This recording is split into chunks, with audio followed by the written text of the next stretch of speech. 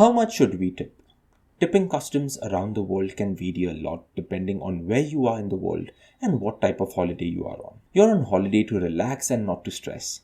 But still, this question and related ones continue to haunt even the most seasoned travelers.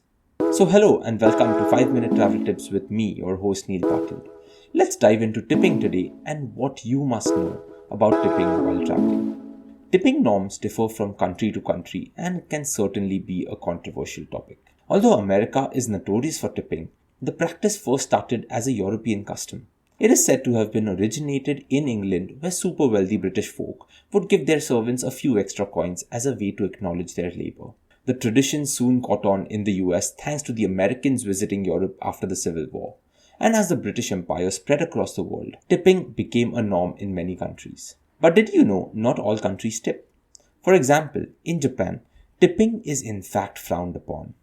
Japanese servers are often known for providing high quality service to all their customers without the incentive of a tip or a service charge. A similar thing can be said about Switzerland, which doesn't have a tipping culture, although a service charge is included in your bill. On the other hand, in the US, unless a service charge has been added, it is customary to tip 15 to 20% of the total bill before tax at restaurants.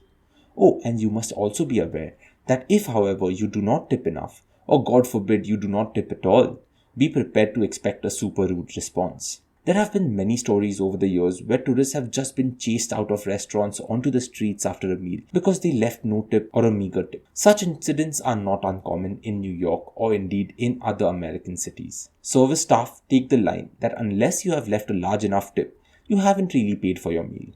In countries like Canada and Mexico, they generally follow similar guidelines as the US. So a tip of 10 to 15% generally and 15 to 20% in touristy areas is common.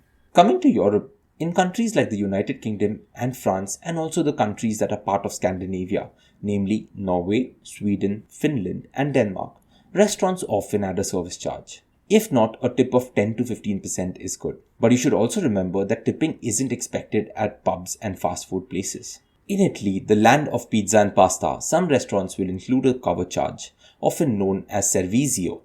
However, in the Lazio region of Italy, which also houses Rome, the local government had in the past banned the service charge. As such, it is worth noting that additional tipping isn't expected, whether or not those charges appear on a bill aside from rounding up the bill. In Spain, tipping generally isn't required or expected. If the service at a higher end restaurant was good, leave a 10% tip. You can simply round up the bill everywhere else.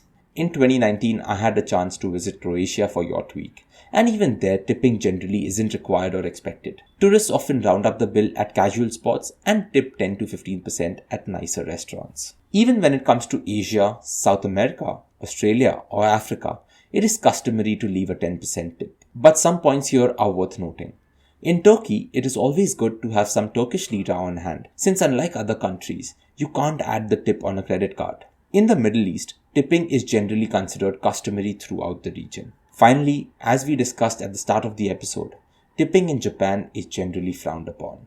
Similarly, tipping has long been considered a rude practice in China, although that mindset is slowly changing.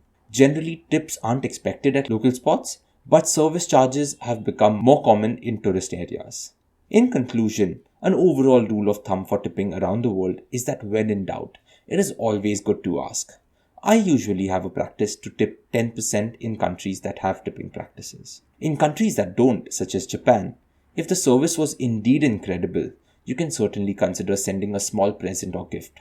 Otherwise, an arigato gozaimasu, which means thank you in Japanese, is all that is needed. And that's it for today. See you next week on 5-Minute Travel Tips. Goodbye and stay safe.